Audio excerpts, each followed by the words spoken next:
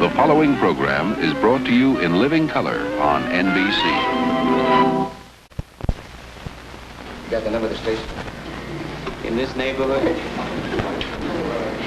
Don't forget now. I'll appreciate that. Oh. First 6 cops around the house. Oh, thanks. That's scary. Joe? You gonna be working the beat regular? For a while, anyway. So don't up and quit without letting me know, huh? Oh, I know when I got a good thing. The food's terrible, the hours are awful, and the neighborhood's dangerous. Some of us are just born winners.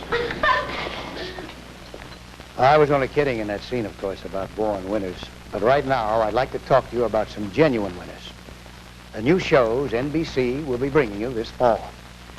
I'm Lloyd Bridges, and what you just saw was a short scene from one of those new programs, Joe Forrester. I'm starring in it, and it's one of 9 brand new series on tap for the coming season. So let's get down to cases. Let's go right through the week, huh? Monday through Sunday, and see exactly what's going to make NBC's new season a super season. On Monday, viewers will do the impossible right off the bat. They'll be seeing The Invisible Man. Yep, the H.G. Wells classic now comes to the TV screen as a big weekly series. David McCallum stars as the scientist who discovers the secret of invisibility and then has to guard that secret from those who would use it for destruction. What is this, a gag? It's no gag. Go on, try it. What? Take the pen.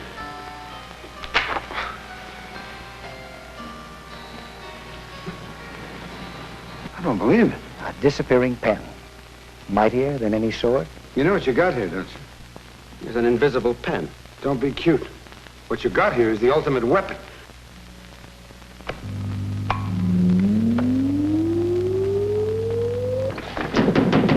Dan! Dan! Dan! All right, break it down. Not a scientist going berserk, but a man who believes in the cause.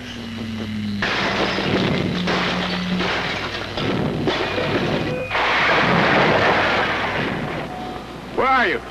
I'm here. Come on. Where?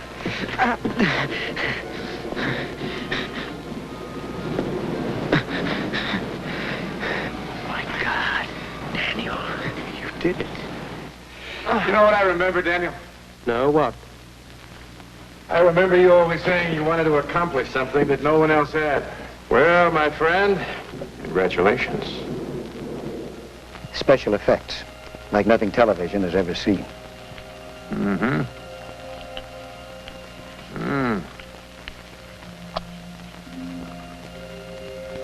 Close. Open. That is great. Okay, close them. Even a wise wife doesn't know her own husband all the time. Danny, what's the matter? It's a mask.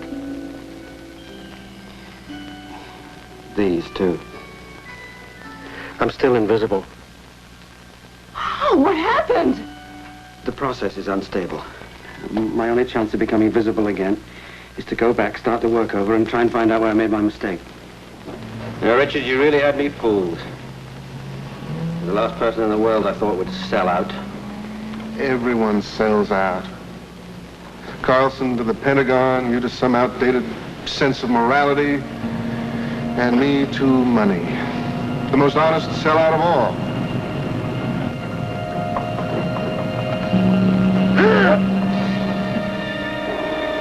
He's getting out!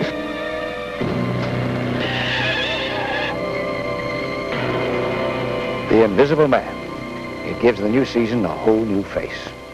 Following The Invisible Man, NBC's Monday night at the movies, with a great agenda of first time on TV films. Details on that a bit later. Tuesday means a new night for Moving On and a new time slot for Police Story. It also means the introduction of a new realistic law enforcement series, Joe Forrester. I play Joe Forrester, a role I had the good fortune to originate last year in an episode of Police Story. Joe is a dedicated, conscientious cop whose relationships with street people give him a valuable edge in fighting crime. How long ago did you get off that bus? About 2 hours ago. Where from? Bakersfield. And you met Plums at the bus terminal, right? Yeah, he's been so nice. I bet he is. Just do as I tell you. Now shut up. Put your hands back there. There are times when Joe's not thinking about crime. We got a beautiful thing going here. But there's nothing beautiful about the prospect of being gunned down by Hood.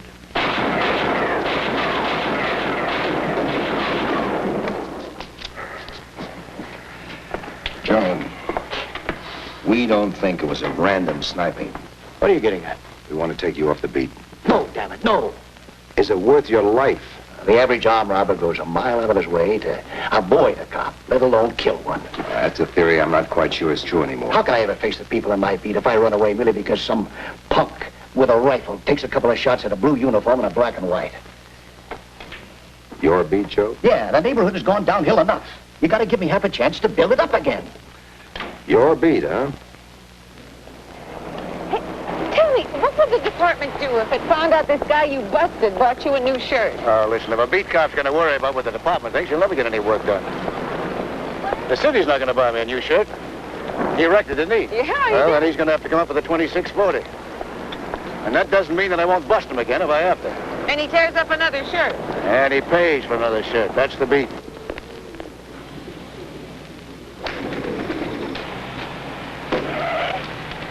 Hey, what, are you nuts? How you doing there, old buddy? You should have seen the one I did over the Chevy.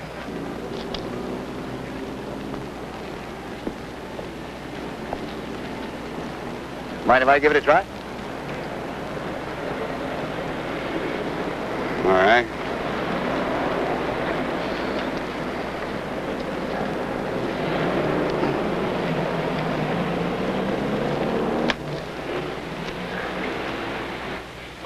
McCallum. Oh, wow, you don't mean you're here to say hello and goodbye all at the same time. Maybe not. Maybe I'll be back. A lot of people around here seem to think that I'm needed. Kind of like the idea of having an officer in the beat. Gives them a feeling of security, they say. Hey, you know what? You promised us you'd try to get back here. Because if you don't, it'll be a damn shame. You made a difference. Joe Forrester, the kind of cop on the beat who really makes a difference. Comes Wednesday, an evening that begins and ends with hit shows that made their debuts last season.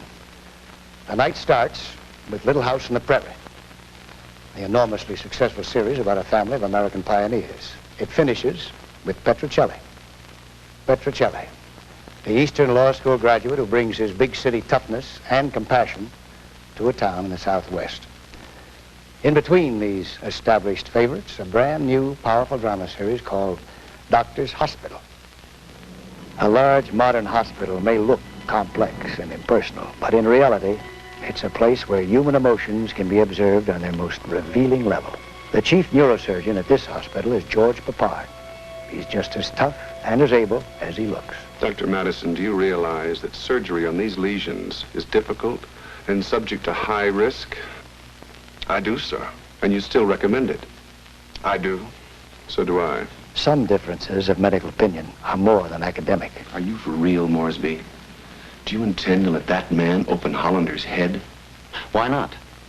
I feel more than confident that you have some hand-picked resident who is eminently qualified to do the actual cutting under von Schulteis's supervision. You mean ghost surgery? I mean nothing of the kind. It's common practice. You yourself permit students to operate under your supervision. There's a considerable difference. I'm ready to step in case there's a problem. Who's going to step in for von Schulteis? How's his respiration? Seems to be satisfactory. His mother mentioned a recent viral infection. What can you tell me about it? Nothing. I'm afraid I haven't seen Mrs. Simon in some time. But you must have seen your son. Sorry, Jake. Now you know why I never joined the diplomatic corps. Every week I make myself a promise. And every week I wind up sending another toy. She's straight line again. Damn! Light, Doctor. How long? 52 minutes. Okay, pack it up.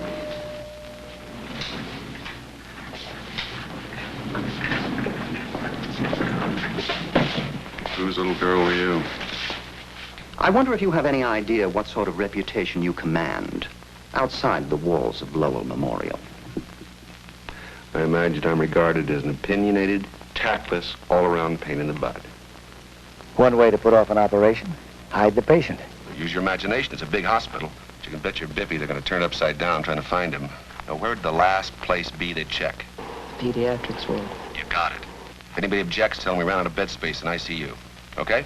Doctor, you'll pardon me for saying this, but aren't you putting your rear end in the ringer? Oh, better my rear end in the ringer than a corpse on the autopsy table. You know, I always wondered what it was that was consuming and spending you. This is it, lady. Please schedule Dr. Hollander for surgery as soon as possible. See how soon you can book me a room. All right. In the meantime, if anybody wants me, I'm with my son. Oh, Dr. Goodwin, we all got the good word about David. God sure must have been looking. He does. Sometimes. Doctor's Hospital, with George Papard in the most demanding role of his career. Now, Thursday night on NBC will be truly unique. All of its programs are absolutely new, all 4 of them. And as the tasty antipasto for the whole evening, what could be more appropriate than the Montefuscos? 3 generations of an Italian-American family gathering once a week under the same roof. Why should I worry you? Because you're the world's champion at that, Ma. Now, what is it? I mean, he doesn't drink that much. He doesn't gamble that much. He doesn't run around with... Ma, he doesn't... Frank, at his age, he hardly runs around with me. Ma, this ain't like he's got tickets to the Super Bowl. This is a terrible thing. All the more reason that you make believe that you know nothing about it. Make believe? Yes, so that when he tells us that he's dying, we can all act like it's a big surprise. Papa Montefusco, the patriarch who loves till it hurts. Muncie's here. Sit down. Hey, where's Pop? Anybody invite Buck Rogers? I ain't taking it off until you promise not to hit me for being late, Pop. Did you hear that? A 25-year-old Casanova, and he's afraid his father's gonna hit him, huh? Hey, I thought you said you wanted to hit me. How can a dying man sit and eat like that in front of his whole family? Good. You Palazzo! Something wrong with me to hurt you.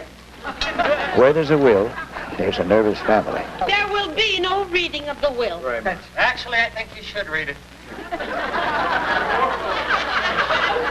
Well, actually, like your father, I was thinking about the legal ramifications. It's got nothing to do with my desire for money. My collection of Enrico Caruso opera records and all my personal religious objects, such as my crucifix, my rosary beads, my full-color pictures of all the popes, will go to my daughter, Angelina Sofia Montefusco. Holy. What do you say, Angelo? Watch for the albums? All right. You can have the beads and the pictures, too. Hey, wait a minute. Hey, Joe, I'll give you the fishing tackle for the wine press. Hey, do you want the watch? You got it. You got the album. All right. Jimbo, you keep the beads, eh? You want the picture, Joe? You got it. And for the wine press, I've got a bowling ball and the bocce ball. No, Frank, I want to keep the bocce ball for the children. You got it. You got what? You got, he got, she got, my, what is this? Let's make a deal. Let's get this over with. Not a word out of anybody. Philomene is getting the money. Philomene is not getting the money. Hey, this is my will. That means it's the law. Good. After you're dead and you find out I'm not giving her the money. Call a cop! There's never a menu and never a lull. That's the Montefuscos. And the laughs don't stop after dinner either, because that's when we meet Faye. Faye, played by the very talented Lee Grant, is a gal in her 40s whose marriage is broken up. Now she's trying to carve a new life for herself. That's not always easy, but when it's Faye, it's always funny. Thank you. Thank you. It was a wonderful weekend. It was like... Special. Special. An ex-husband can be exasperating. Well, I'm not surprised. It was bound to happen sooner or later. I guess I was just hoping it would be later. After all, we've only been separated a few months. 10. I guess I just don't consider it the most dignified thing in the world at this time. Well, I suppose your having an affair while we were married was. Well, that's different, Faye. Faye, do you think there's a conspiracy among the lawyers of this firm to treat me like dirt? No doubt. Aha! That's what I was afraid of. That means that they're doing it individually on their own initiative. Jack. How are you? Oh, boy, you just love it, don't you? Love that Faye and I are split and you came over here to gloat. Yeah, what are you doing here anyway, Jack? Did your girlfriend have cheerleading practice? You're not 25, you know. Well, I feel like it. Of course, I wished I looked like it, too. Hello, Linda. How are you? Oh, Mother, that's nice. That's really nice. And what am I going to tell your cute little grandson when he asks about Nana?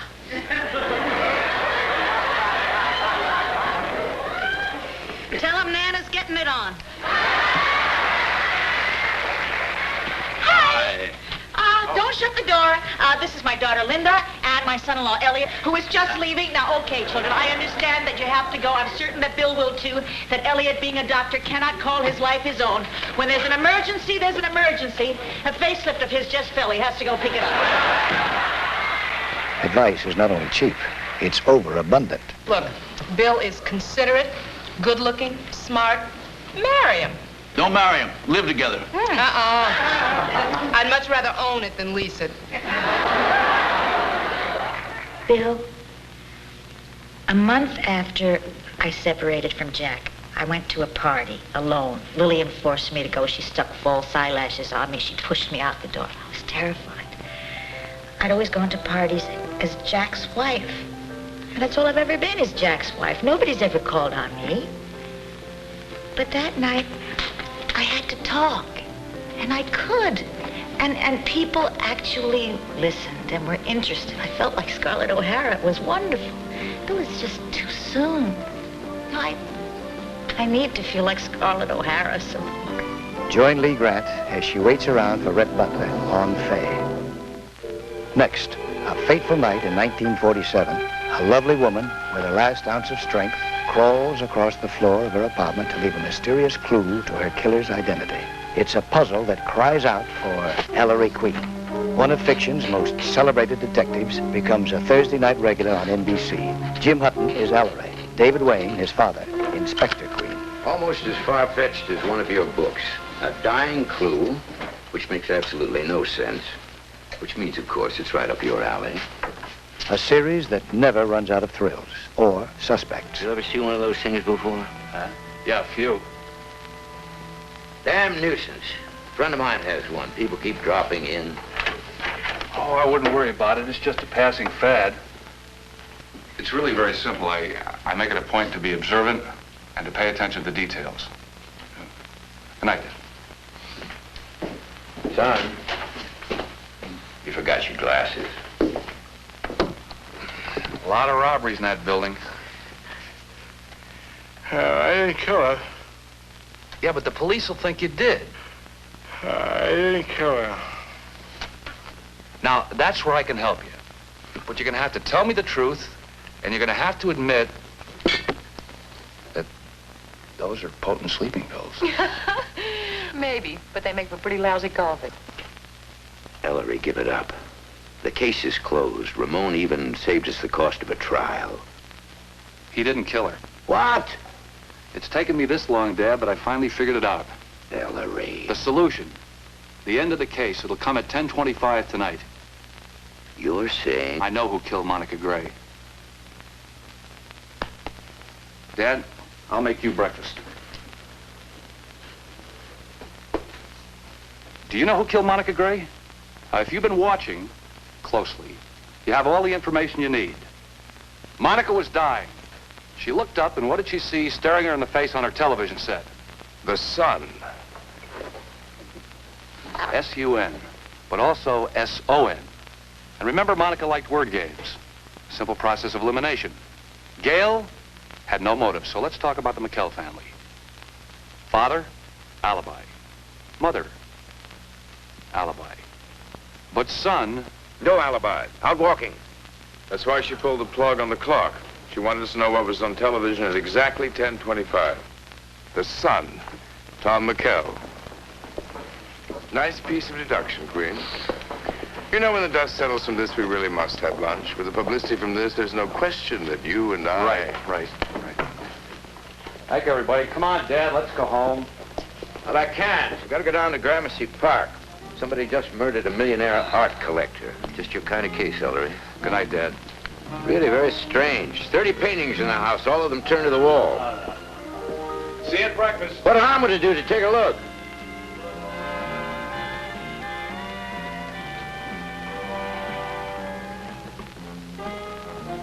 Did you say 30 paintings turned to the wall? Yeah. This season, match wits with the matchless Ellery Queen. The curtain closer on Thursday's all-new lineup, Medical Story, an anthology series, meaning a different cast and a different story each week, but each drama built around a provocative medical theme. The nuclear technician says she hasn't finished the series yet. No more tests today. She's exhausted. But Dr. Nolan said... If Dr. Nolan wants to order any more tests, he'll have to schedule them later. Lie down. Do you think... Quiet now. I want you to get some sleep. There's more than one kind of bedside manner. You're sentimental. I'm not sentimental. You're sentimental. If you can face your own mortality, then you are different than anybody I've ever met. What, Dr. Reber, okay, what do you think? Well, everything you've said is definitely correct, Vic. You're going to be a very good doctor. Everything you do is by the book, and you're very careful. But I think if I were a patient and needed help, I'd prefer a doctor like Ducker here. Have you told Fritzie the real consequences of this operation? Did you tell her she may be going through the emotions of a woman of 45 at menopause at 22? Did you tell her this could affect her sex life? I'll tell you who's going to tell her. Nobody.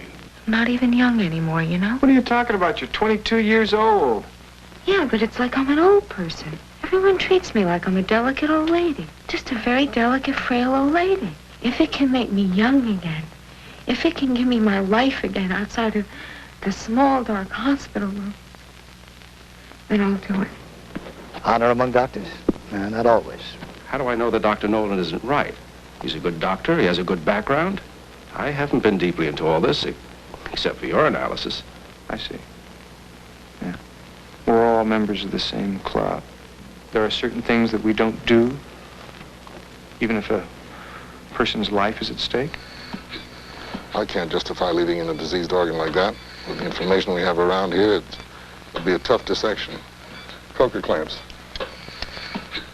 Nets. If we give her a high dosage of antibiotics and close, it's no disgrace to have taken a look and closed. Nets. What are you trying to say to us, Dr. Ducker? I'm trying to say to you that we took this young girl into surgery, Dr. Nolan and I. Then we killed her. We should ask for your license. How dare you talk to me that way? Any of you. Who do you think you're talking to? Some nurse or some intern who doesn't know about anything? I know just what's been swept under the carpet around here. How many of you have never made out a prescription or ordered a lab test which would boost your fees, huh? How many of you have never performed an operation when there was no clear reason that it would do any good? All right, I'm fired. But I'm still going to be a doctor. And if I can't do it here, then I'll do it at a hospital not as good. And if I can't do it at a hospital not as good, then I'll find some other way. Maybe I'll be the kind of doctor that you wanted to be once. NBC's newest dramatic series, and it's going to make television history. Medical Story. On Friday, a glittering procession of 4 returning hits. Red Fox and Damon Wilson in Sanford and Son. Jack Albertson and Freddie Prinze in Chico and the Man. James Garner in The Rockford Files. And Angie Dickinson, Policewoman. Every one of them outstandingly popular this past season. And for good reason. Then the weekend gets underway with Jack Webb's tremendously popular action series, Emergency, followed by NBC's Saturday Night at the Movies. This season, on Saturday night and Monday night at the movies, NBC will be outdoing itself in its selection of hit motion pictures that have never before been seen on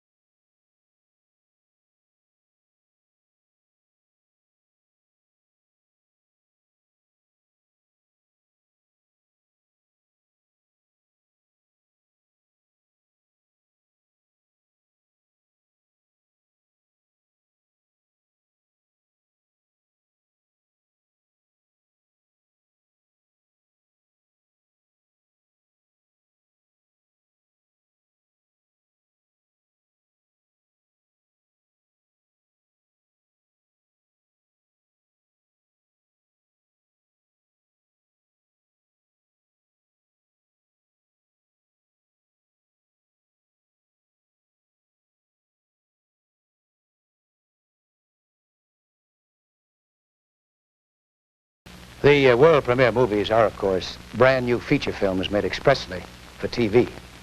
And the New Year's attractions look very impressive. On Sunday, The Wonderful World of Disney, as wonderful as ever, will open the evening at a new time. Also at a new time is Sunday Mystery Movie, which will present an exciting addition to the rotating roster of Columbo, McCloud, and McMillan and wife. The newcomer is McCoy, starring Tony Curtis. More about that one in a minute. But in between Disney and Mystery Movie, you'll be seeing the debut of another fine NBC series, Holdback. It stars Glenn Ford, Julie Harris, and a marvelous young actor named Lance Kerwin, who plays their 13-year-old son, Ramey. A small southern town in the early 1940s, and the preacher is Holdback. He's really not the hero type, but the right-thinking people in town and his family, especially his young son, will tell you Holdback is a very special man. I see that rifle, son.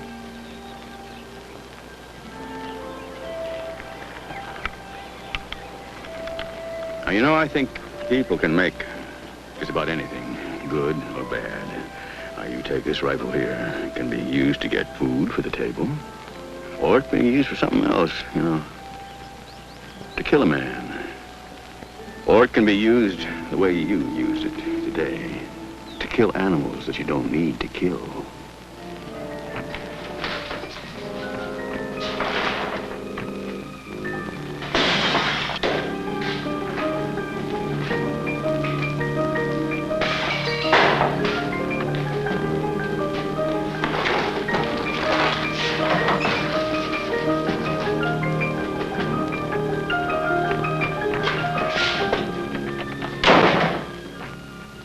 Occasionally, a dare comes very nicely packaged. I bet you're scared to touch me where I'm pointing. Look where.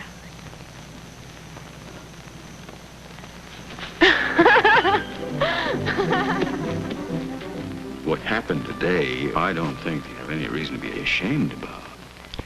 You see, Ramey, what you got to realize is that everything you do isn't apt to send you right down to hell. Suppose we get this milk in before we get in touch with your mom. How do you inspire faith when your own is so shaky? You know, all during that revival meeting, I felt like a fool.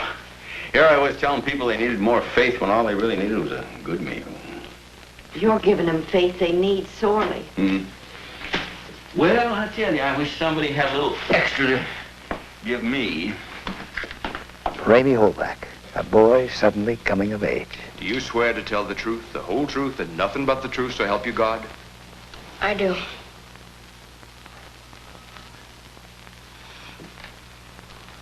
Now, would you tell us what you saw? I saw Hog Yancey smash things up in Mr. Goodlow's store. They had that trial with Hog. I heard. He gets out today. They're gonna take his badge away from him. Pa, you ain't scared of Hog Yancey, are you? No, son. I ain't scared of Hog Yancey. Turning the other cheek, a noble idea, but not always practical. Well, now you get out, preacher. Oh, come on, I don't want to hurt you. Well, I don't aim to let you do that, Hog. Now, you get out. Pa? Hmm? I'm really obliged to you for doing what you done today. Talking to me the way you did. Well, I'm glad you told me, son. But, I don't think there's anything that you and me and the Lord can't work out between us, you know. Holdback, the father every kid wants. The father that young Ramey Holdback has. Then, as we've said, comes NBC's Sunday Mystery Movie, with this year's exciting addition, McCoy. Tony Curtis, one of Hollywood's most versatile stars, is McCoy, a lovable con man who spends half his life chasing the loan shark from his door. When? When what? When do I get my 30,000? When I get it.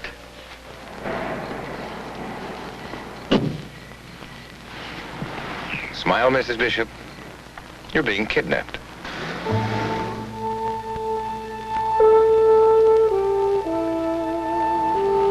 Well, now look at here. Look at the bag when she came out of the cellar. It was stuffed, full. What's she having it? Mice? What could it be? I give up. What's in it? I think it's the ransom money. Look, I've got a shot at a big score. You want in? How big? Very. I'm in. What's in it for you? 20% of $500,000 if and when I recover it. Sir, your heroism should not go unrewarded. Oh, no money, Please, sir, my card. Oh, Colonel Orville J. Gimbling. Frank Darnell, sir. Frank Darnell, turn it low. Yes. I don't know. Where are the boys? Where are you from? Tell them to lay low. Come on, baby.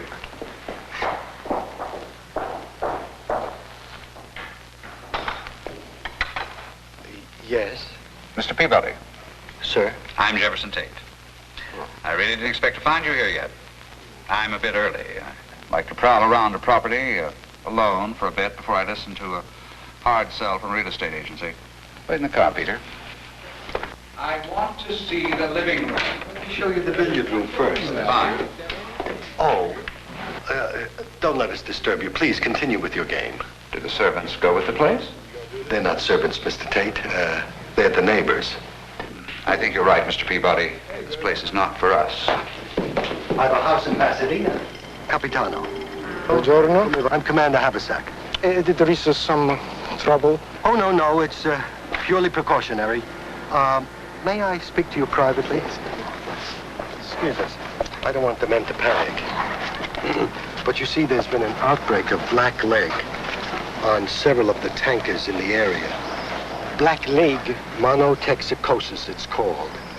Excellent. Shall we meet at the Citibank? Safe Deposit Department, 230? Mr. Darnell, I'll be there with my million. And I'll be there with my $500,000, Colonel. He bit. Well, what are you so gloomy about? I'm not gloomy, I'm just thoughtful. We have to come up with $1 million in cash in 1 hour. Miss Bishop. Well, put him back on the night shift. There's no... McCoy! Well, shall we begin?